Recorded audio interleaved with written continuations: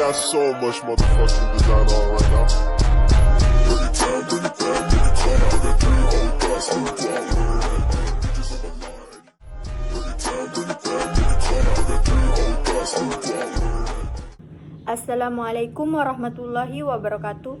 Perkenalkan, nama saya Nur Sekina dari Prodi Pendidikan Bahasa Indonesia semester 1 dengan nomor induk mahasiswa 091 058 022 3007.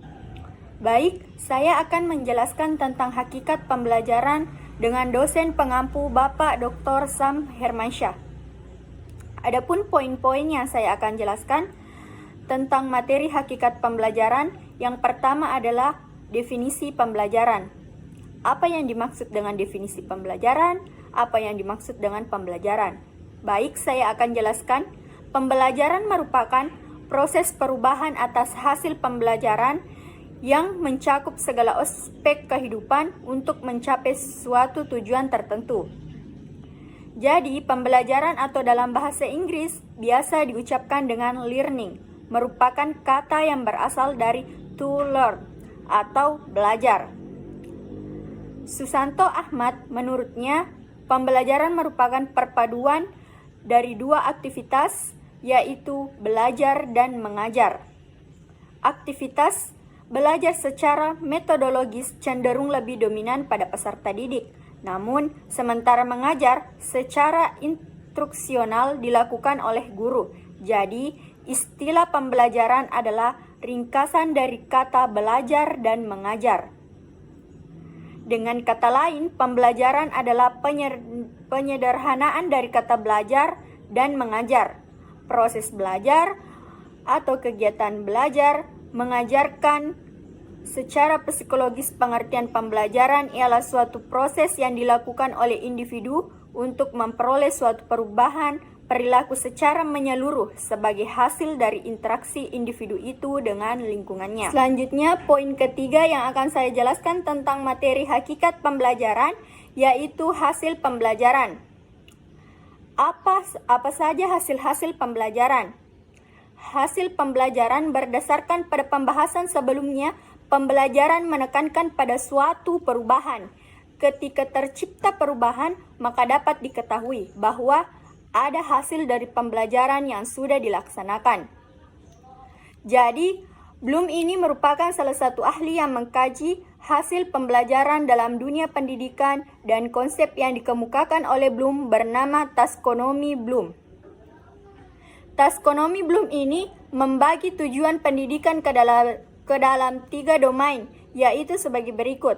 Yang pertama, kognitif domain atau ranah kognitif, mencakup perilaku-perilaku menitik beratkan kepada aspek intelektual seperti pengetahuan, pengertian, dan keterampilan berpikir. Domain yang kedua, afektif domain atau ranah afeksi, berisi perilaku-perilaku yang menekankan aspek perasaan dan emosi seperti minat, sikap, apresiasi, dan cara penyesuaian diri. Domain yang ketiga yaitu psikomotor domain atau ranah psikomotor, berisi perilaku-perilaku yang menekankan aspek keterampilan motorik seperti tulisan tangan, mengetik, berenang, dan mengoperasikan mesin. Selanjutnya, poin tentang materi hakikat pembelajaran yang akan saya jelaskan yaitu kondisi ideal pembelajaran. Jadi, pembelajaran yang baik merupakan pembelajaran yang mempunyai tujuan yang jelas dan terarah. Tujuan pembelajaran merujuk kepada pembelajaran yang ideal. Maka dari itu, guru perlu mewujudkan kondisi ideal pembelajaran di kelas sehingga tujuan dari pembelajaran akan tercapai dengan baik. Tujuan pembelajaran yaitu menciptakan belajar yang baik, efektif, terukur, dan berproses.